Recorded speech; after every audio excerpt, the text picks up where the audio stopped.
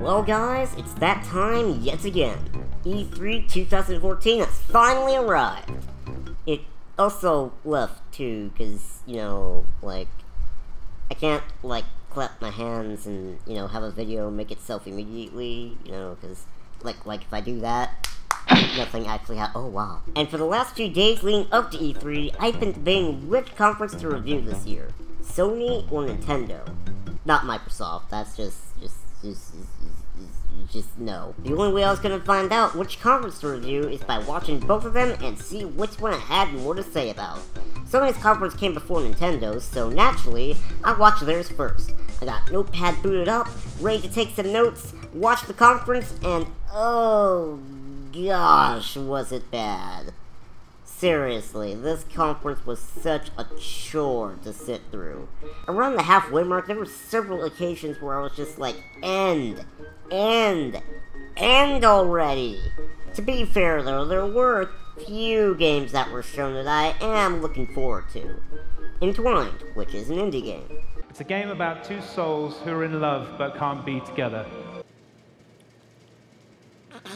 Entwined features a new twist on joystick control that revolves around learning to guide two characters at once, one with each analog stick. It may not be the most exciting game that was shown there, but it does seem interesting. And very unique as well. I haven't really seen any game like this before. So, yeah, I may actually check this one out at some point. Then we have Batman Arkham Knight. Heck yeah, you know I'm pumped for that game. So getting that. And the final game that interested me on Sony's conference was... Yes! And that's it. Those are seriously the only 3 games that interested me in that entire hour and 40-minute conference. And yeah, I know I skipped some of the big announcements like Metal Gear Solid 5 and Uncharted 4, and I'm not saying those were bad games, but I can't even play those games, so I pretty much just ruled those out entirely. But what about the rest of the conference? What was it about the conference that made it such a chore to sit through? Was it not presented well? Were there a lot of glitches and delays and problems? No. The reason why the conference was such a chore to sit through is because most of the games that they showed there were dark. Like, really, really dark. And dark games can be cool every once in a while, but when those dark games make up like 90% of your press conference, you have a serious problem. It was just dark game after dark game after dark game, and eventually it just felt like I was just watching the exact same game over and over and over again. But wait, what about the part when they started reading fan letters? I mean, fans know what's original. They know what kinds of games have been overdone and what has barely been explored. Maybe they can steer Sony in the right direction. A common theme that you guys wrote in about was zombies. I mean, who doesn't love us some zombie action? We're watching Nintendo's conference this year. So the conference starts with Gara logo, and then we... Welcome to E3 Nintendo fans. And you guys thought we wouldn't have a press conference. Yeah, this totally looks like a real press... What am I looking at right now? Actually, this stop-motion animation opening that they have going on here, it is actually kinda cool. And it's not just in the beginning of the conference either. The stop-motion characters pop up every now and again all throughout the event, and it's pretty enjoyable to watch. The introduction in particular is pretty cool because they kinda poke fun at their own mistakes a little bit. Oh, great! Another Mario game! Don't love your tone, but actually no new Mario game today. What? I'm getting bombed? Bring my cart around! I'm out of here! So after that, we cut to Iwata and not Claymation Reggie having a bit of a standoff in a dark room. I'm not quite sure why, but they look pretty angry with each other. Ah, Reggie, no, I'm too young! So they then just start fighting each other and somehow doing all these flips and punches, and Iwata like headbutts Reggie at one point, and just I don't know what's going. Oh, I see. It's still don't get why they were beating each other up. Couldn't they have just played this game to begin with instead of doing this? Guys, there are better ways to determine who gets the last jelly donut. I especially love how during the fight scene, whenever they finish a big move, they both have this slug look on their face like, yeah, you're mine now. But then when they actually start hitting each other, they both have these blank, emotionless face expressions. Oh, yeah, man. Boom, yeah, take that. Yeah. We're fighting, I guess. Oh.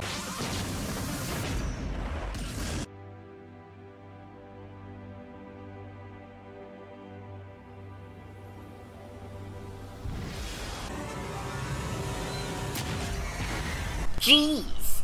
What on earth is in that figure? You just blast him all the way to Jupiter!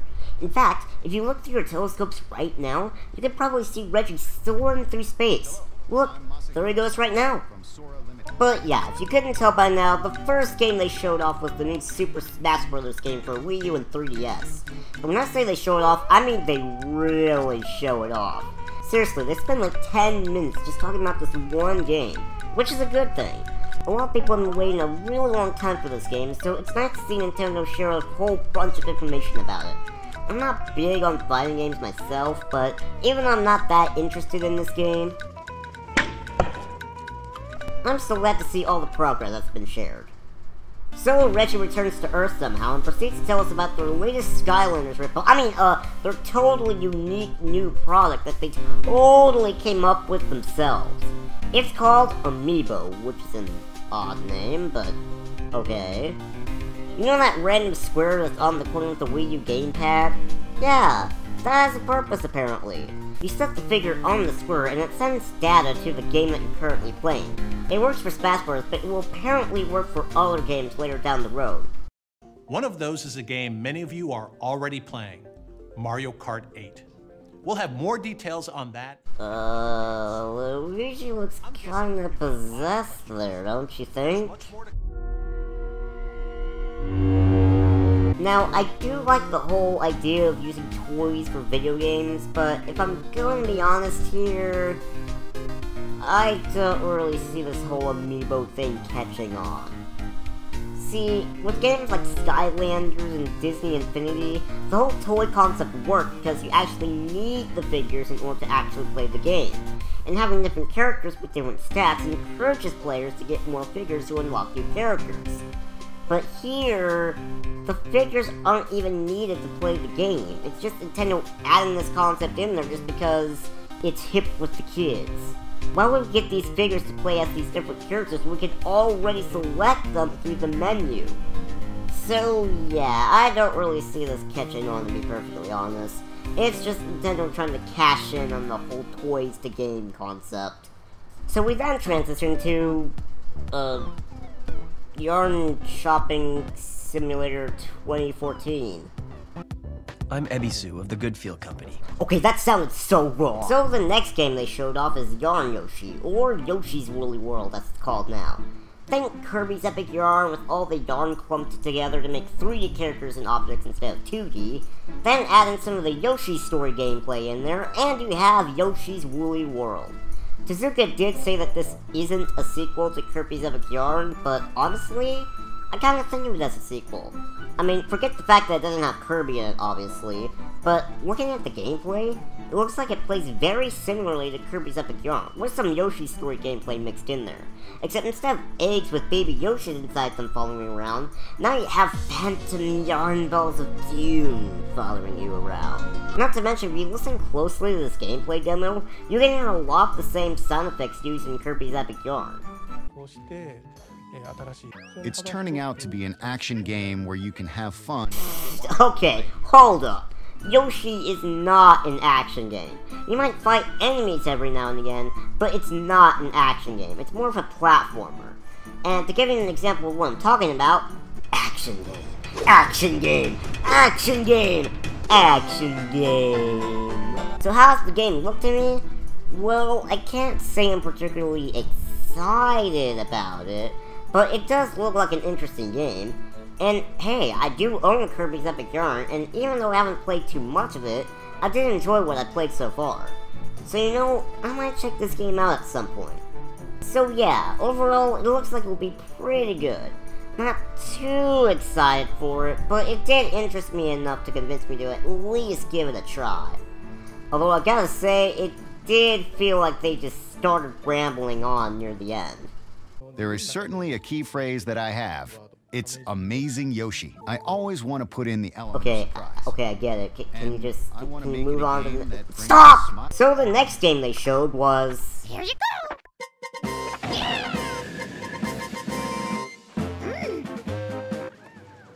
You've gotta be kidding. Really, Nintendo? You're really doing this? You're seriously just going to rip one of the side missions from Super Mario 3D World and make a whole game about it. And I'm not just saying that. Look, they even reused the exact same heads-up display as Super Mario 3D World. It's literally the same thing, but with different levels with just Toad. Oh wait, no, I'm sorry. Captain Toad. Why? Why do this? What's the point? I mean, I've never played Super Mario 3D World, but I have seen gameplay of the Toad side missions, and they do look cool, but did you really have to make an entire game about it? A whole game about these incredibly short puzzle sections. Why? That's like taking a short 3-minute sketch and turning it into a TV show. Like, what's even the point? I mean, the fact that the show that the sketch came from was downright awful doesn't really help much, and everyone hated that particular sketch anyway, so how would giving it its own series fix that any? Nick, if it failed as a short 3-minute sketch on an already failing TV series, then it's going to fail even more as full-length 22-minute episodes! I'm sorry, I got a little off topic there. But yeah, this seriously just comes off as pure laziness. I mean, to be fair, it's nowhere near as bad as that time when they took New Super Mario Bros. U, slapped Luigi's name on the cover, and then called it a new game, but it's still pretty lazy. I know I might sound a bit harsher, but I'm really getting sick of Nintendo rehashing the same games and the same ideas over and over and over. It's not clever, it just comes off as lazy, and it needs to stop. Luckily though, this was really the only aggravating, hair-pulling game that was shown in this conference. All the other games they showed are legitimately new games, for the most part, but still, it looks like Nintendo is finally trying to climb out of this hole that they've been stuck in for a while, dropping the remakes and actually making new games. Almost. As we just saw by this trailer, they're not quite out of that hole yet, but they're at least getting there. Just not quite home free yet. Anyways, I've talked about this game long enough. It's Nintendo recycling a side mission from a previous game, and I don't like that. Sorry Nintendo, but I'm gonna have to pass on this one.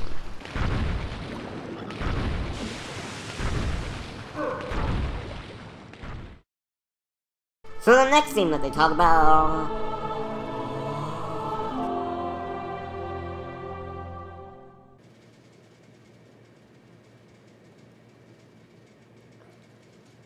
This is when things start to get epic, isn't it?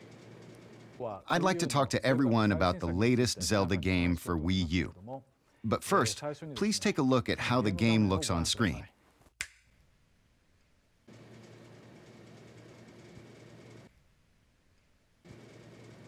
Oh. Excuse me.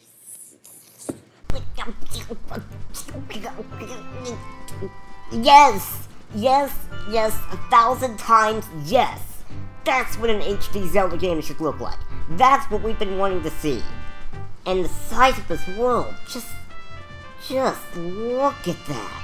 You can even reach those mountains in the distance if you walk far enough. That is just incredible. I haven't even seen any actual gameplay yet, and already I'm impressed. Oh, and by the way, thanks for spoiling one of the treasure chest locations. Now, there isn't any real gameplay shown here, there's just a cutscene that follows after EG finishes talking. But if I'm interpreting what he says here correctly, it sounds like you'll be able to complete the dungeons in any order you want. Kinda like a Link Between Worlds, which I've never played. I mean, I'm sure there will still be some areas that are blocked off up until a certain point. I mean, it's not like you can just start up a new save file and be all like, yeah, I'm gonna defeat the final boss right now. Let's do this. Yeah, I beat him. You still have to get up to a certain point before you can do things like that, but the other challenges and dungeons leading up to it, you can do them in any order apparently, if I'm interpreting this explanation correctly. There isn't a set path laid out for you. You're basically free to complete the dungeon in any order you want, which sounds really cool. I'm really interested in seeing how this will play out. Man, this looks really cool. And wait, what's that? Whoa! What in the? Oh my gosh! What's going on here? What's?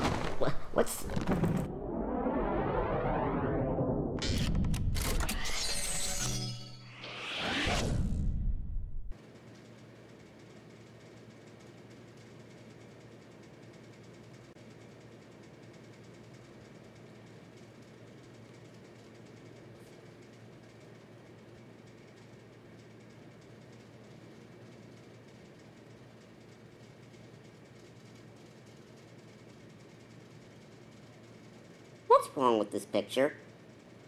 Okay, let's put aside the fact that Link kinda sorta looks like a girl in this shot for a second. Nintendo, why does Link have the Wind Waker graphics? Why does your environments look like this, but your character models look like this? Now, I'm not gonna bash on this too hard, since this is still very early footage of the game. I mean, Slight 4 started out with kinda crummy graphics when it was first shown, and now look at it. But seriously, they show this awesome looking environment. It looks beautiful, amazing, fantastic. And then they slap you in the face at the very end and go, nope, JK. I mean, you guys know I don't usually make a big deal about graphics in games, but come on. I can't be the only one who's getting a little bit tired of this cartoony art style for the Zelda series. Remember the graphics they showed up in the Zelda tech demo back in when the Wii U was first announced? Where's that game? I don't want that game. I want realistic looking Link, not cartoony, somewhat female looking Link. Now again, this is still very early footage, so there's still a chance that this could be changed, which I really hope it does. Please, Nintendo. Please give us a break from the cartoony art style. Please. Also, that arrow leg shot at the very end looks awesome, I want it. So we then get a short trailer for a game, and I gotta say it has a rather interesting setup. I was rather curious about what this game was gonna be. We're here as we follow this lone boy out in the wilderness, relying on a limited supply of water to survive. Alone, hungry, with only his tired feet to transport him, and also his bicycle for some reason. He enters the cave to look for food, but what he found was even better. He had found something he thought he would never see in his life. He had found the last living dinosaur. Oh wait, never mind, it's just another Pokemon game. Wait a second. No, I stand corrected. It's a remake of an already existing Pokemon game. Yeah, like I said, Nintendo's not quite out of that remake phase yet. I'm not really a fan of the Pokemon series, so I don't really have anything to say about this game. Okay, seriously, where do you guys keep getting these arrows? Then we have a trailer of Bayonetta 2, which looks like a pretty good action game. Then after that action game, we get another action game. Hyrule Warriors, the Legend of Zelda spin-off game based on the Dynasty Warriors series. Now, as I stated earlier, I'm not much for fighting games, but there's just something about this game that just draws me to it. I don't know what it is, but I'm super impressed by it, which is hard for a fighting game to do. Just how fast Link moves and reacts is just so awesome looking. And taking down this many enemies at once looks so satisfying. In fact, I know it's satisfying, because there were a few moments in Skyward Sword that let you do that, and it was awesome. But it's been a while since they announced the game. Let's see what they added. Well, for one, it's still called Hyrule Warriors. Name not final? Yeah, I think it's safe to say that this is the official name of the game now. I swear, they changed the name after I make that joke. But in all seriousness, we do have some new playable characters, which sounds pretty cool. We have Link and Zelda, of course. We got Impa, which is kind of cool. And then there's... Is this real? Has it finally happened? Yes! Yes, it has! I don't believe it! They've done it! They've finally done it! Everyone, I would like to spend a few moments of this video to highlight what is now officially my favorite part of this entire conference. It is by far the moment that's brought me the most happiness, excitement, and hype. I know excitement and hype is pretty much the same thing, shut up. This is officially the highlight of this entire conference. Some of you might say the highlight was the Smash Brothers demonstration. Flubber Nugget. Some of you might say the highlight was they revealed the new IP that we'll talk about later. Boulder Dash. Why did I say that? I'm not even British. They don't even compare to the excitement and happiness that I felt during this very moment. Ladies and gentlemen, I present to you the long-awaited return of the best Zelda character in the entire Zelda series. Yeah! Yeah! Yeah!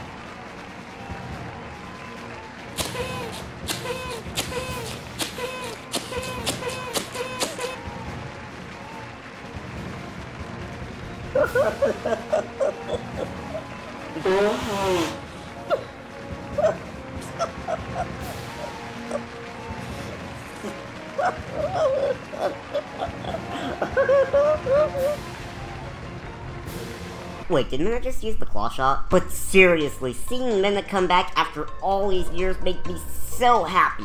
Even though this is a spin-off game, and even though this doesn't technically count as her official return in the Zelda series, just seeing my favorite character finally come back in a Zelda game, spin-off or not, made me so incredibly happy. And the fact that you'll even get to play as her in this game gets me even more excited. So aside from having additional characters play in this... Yeah, don't look at me like that. What else did they add? Well, we got 2-player mode. Cool, but unless there's online so I can play with my friends, I don't think I'll be using it much. Seriously, Nintendo, it's time to move away from local multiplayer. Unless you want to make it local and online, that was like the one innovative thing you did in Wii Sports Club. Oh, and don't worry boys and girls, we'll get to that game in the very near future. Then there's also a warning system for when one of your teammates are in danger. That way you will, and I quote, have the option to help them. Or you can just let them die. That works too. I love how polite Impa sounds whenever she's asking Link for help here. She's like, yeah, I don't mean to bother you.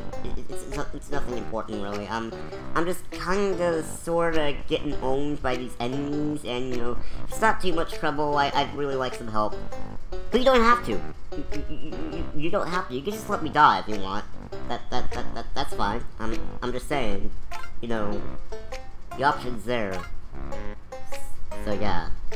Text back soon. So overall, this game looks so much fun, and I'm so interested in it, and I don't know why. It's the same thing with Dragon Ball Z Budokai Tenkaichi 3. My gosh, that's an incredibly long name. Like I said, I'm not even a fan of fighting games. Heck, I'm not even a fan of Dragon Ball Z. And yet, I still love this game so much. I don't know what it is about this game, but one thing's for sure, I'm definitely going to check it out. So the next game they show is... another yarn-based game? Oh, no, it's a sequel to that one Kirby game for the DS. Then why did they start the trailer with this fabric-looking Wii U gamepad? Honestly, I don't really have anything to say about this one. I mean, it looks okay, but I don't think it really looks interesting enough for me to get it. Then we have Xenoblade Chronicles. I actually ended up looking up gameplay footage for this game because they don't show any actual gameplay in this trailer for some reason. I didn't watch all of it, I just watched a little bit of it to get the basic gist of what the gameplay is like. But basically, if you played the original Xenoblade Chronicles for the Wii, it's basically like that. You got the familiar fight system and all that stuff, and you got some new things added in. For example, you can see the levels of the enemies above their heads now. Which is basically RPG knowledge. I don't know why they didn't do that in the first game. Wait a second. They did do that in the first game. Why were they making a big deal about this feature again? I've never played the first Xenoblade Chronicles game, but it looks like a pretty good RPG, and this one looks pretty good as well.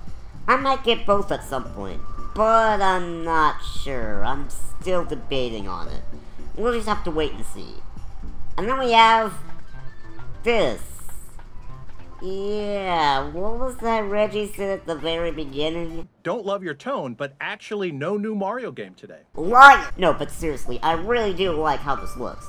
I'm a total sucker for these types of games that let you create your own games within the game.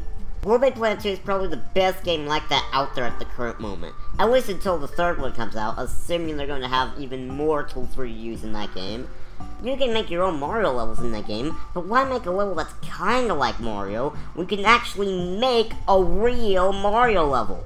Totally awesome. The only real complaint I have with this so far is that it looks like you have very limited options at your disposal. And I won't know this for certain until the game actually comes out and I play it firsthand, but based on what I've seen from this trailer, it doesn't look like you have access to all of the assets that make up a Mario game. But hey, I could be wrong. We'll just have to see when it comes out, and I'll definitely be checking this one out at some point. And that leads us to the final game shown at the conference. A brand new IP by Nintendo simply called Splatoon. So, what's the final game they show at this conference? The game they show is the most original game ever created. It's a genre barely ever touched by developers. The game they show is none other than the most original gameplay concept in existence. A shooter game.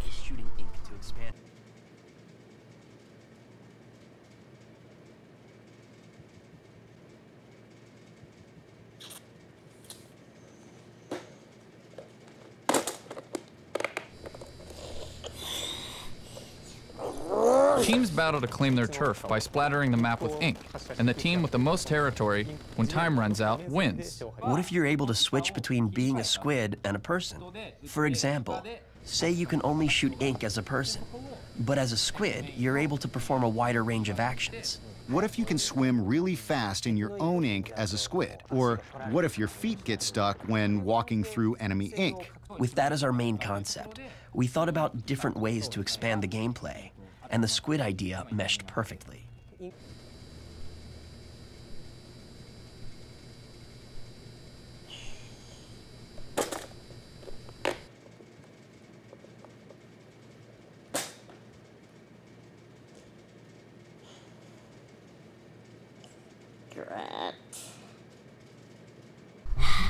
Yes, I still think shooters are the most generic video games ever created. Yes, I still think the shooter genre is overdone and overrated. Yes, my overall opinion on shooters hasn't changed. But I am gonna have to give props to Nintendo here, in that the concept that they've created for this shooter game is actually pretty unique. In this game, you don't shoot bullets, you shoot ink.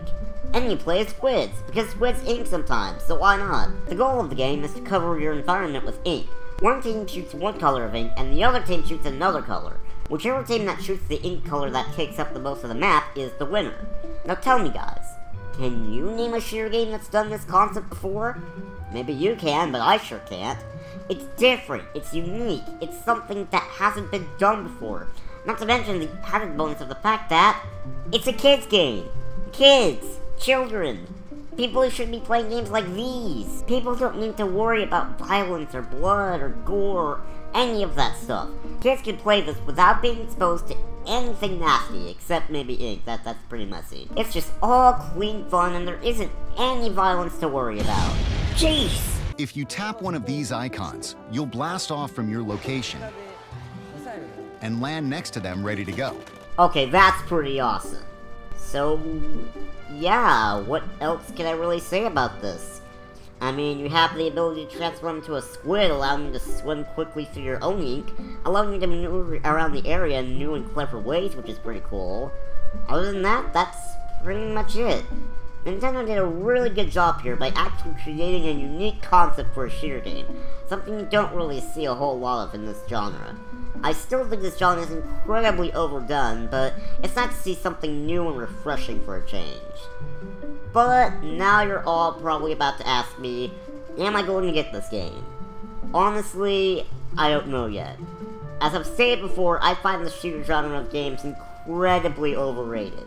There's just way too many of these types of games, and I don't think they really deserve the praise that they get, since almost all of them are more or less the same.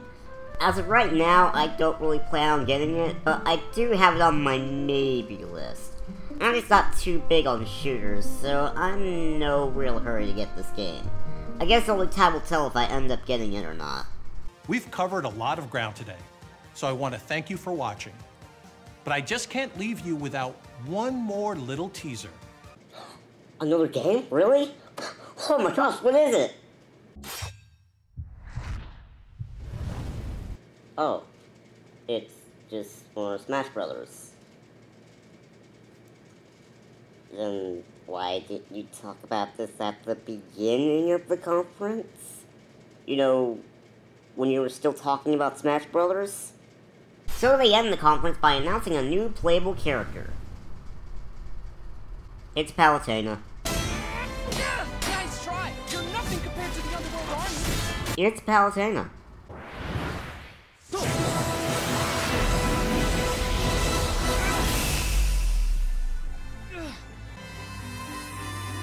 Oh, what? You mean it was Palutena all along? Gee, that's the biggest plot twist of my life. I just... monkey butter. Auto reticle! Jump glide! Counter! Super speed! Oh my gosh, I feel so bad for these Smash Bros. Players if she actually says all her move names in the game. So yeah, that's the last piece of gameplay shown in this conference. They show off her moveset a bit, they have this random throwaway line where Dark Pit shows up for some reason. Dark Pit. You just dropped in to crash my party? I don't get it. And that's the end of the conference. Wait, what's this? Oh! Hello there, Miyamoto. How's it going? Doing good? Showing out? That's good. I see you're playing a game over there. Ooh, you're playing Star Fox. I played a Star Fox game once. It was a lot of fun. Yeah, nothing like a day at the office, having your lunch break, and spending it on a nice gaming session of Star Fox on the Wii U. Wait a second. There hasn't been a Star Fox game on the Wii U yet. Which means... And that's Nintendo's E3 2014 press conference. Direct. Event. Thing. What did I think of it? Well, I'll say this. It was way better than Sony's conference. Sure, not every game they showed quite hit home for me, but there was definitely a lot of games that interested me in this event. They showed a lot of good games, there was never a moment where I felt like the conference was dragging on for too long, and there was never a dull moment in the entire event. I came into this conference feeling excited, and I stayed excited all the way through. Sure, they had a few hiccups here and there, but aside from that Captain Toad game, there was nothing that really got me angry or lowered my excitement any. Even the Amiibo thing didn't even aggravate me that much. If anything, I just didn't really care for it and brushed it off like it was nothing. That's more than I can say for other things shown in other conferences. So let's talk about PlayStation TV. What? You'll be able to pair with your PlayStation 4, allowing you to play. Overall, I say Nintendo had a fantastic E3 event this year. People say that Nintendo won E3 this year, and I 100% agree with that statement. Great job, Nintendo. It's nice to see you getting back on your feet again. And so, with that, I'm going to end this video here. What did you guys think of the conference? Are there any games you're excited for? What games do you want to see that weren't shown in this conference?